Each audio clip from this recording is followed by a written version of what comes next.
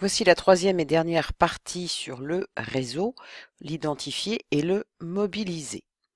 Alors, pour pouvoir l'identifier, vous allez reprendre votre liste du départ et vous allez la compléter parce que bien sûr vous aurez réfléchi de toutes les personnes que vous connaissez. Donc, famille un peu éloignée, amis, voisins, pourquoi pas, lorsque vous habitez une ville de moyenne importance ou un petit village, je suis certaine que vous connaissez vos voisins, collègues ou anciens collègues, parents d'élèves, si vous êtes vous-même parent, compagnons de loisirs, de sport, de chasse, de macramé, de ce que vous voulez, les personnes avec qui vous avez suivi des formations, peut-être aussi les anciens des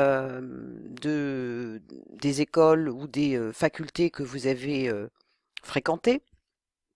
Vous complétez donc toute votre liste de personnes que vous connaissez. Vous allez ensuite catégoriser vos contacts. Je m'explique, il y a effectivement deux types de personnes dont vous avez fait la liste, celles qui peuvent vous apporter une aide directe, autrement dit celles qui peuvent euh, potentiellement vous prendre en stage ou vous proposer un emploi, c'est ce qu'on appelle de l'aide directe, et celles qui peuvent vous apporter une aide indirecte. Elle ne peut pas vous embaucher ou vous prendre en stage. En revanche, elle a une information qui peut vous être utile. Vous allez donc catégoriser votre liste en deux sous-listes. Et vous allez vous organiser en rentrant sur un tableau papier ou sur un tableau Excel, c'est encore bien plus simple, un certain nombre donc de colonnes.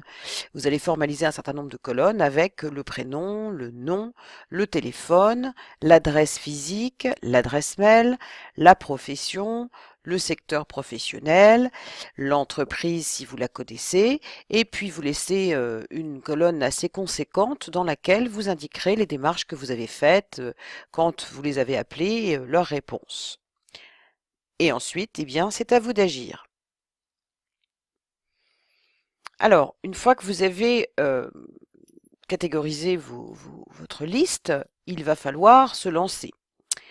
Alors moi je vous conseille d'effectuer vos démarches plutôt par téléphone parce que c'est un contact direct. Alors évidemment c'est un peu parfois un peu délicat parce que on ne sait pas trop si la personne va être disponible ou pas. Donc vous prendrez les précautions d'usage, à savoir est-ce que je vous dérange ou est-ce que je te dérange, à quelle heure puis-je te rappeler si effectivement vous dérangez la personne. Et avant même que vous lanciez, si vous avez quelques hésitations, j'ai éventuellement trois questions à vous proposer pour savoir si vous y allez ou pas. Première question, est-ce que je me sens autorisée à prendre contact? Si la réponse est oui. Deuxième question, est-il probable que il ou elle m'écoute? Si la réponse est oui.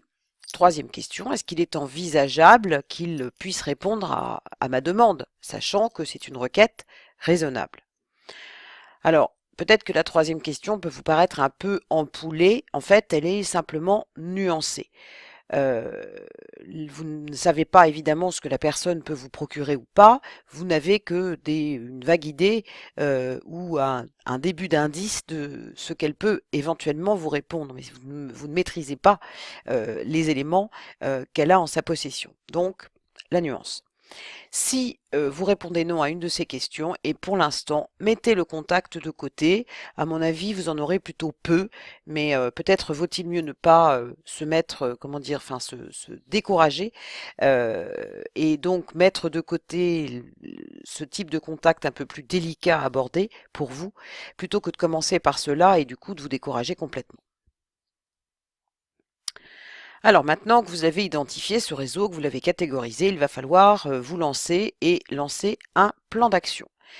Alors comme d'habitude, le plan d'action requiert un minimum d'organisation. Vous allez faire donc votre planning des différentes coups de fil ou mails que vous déciderez d'envoyer.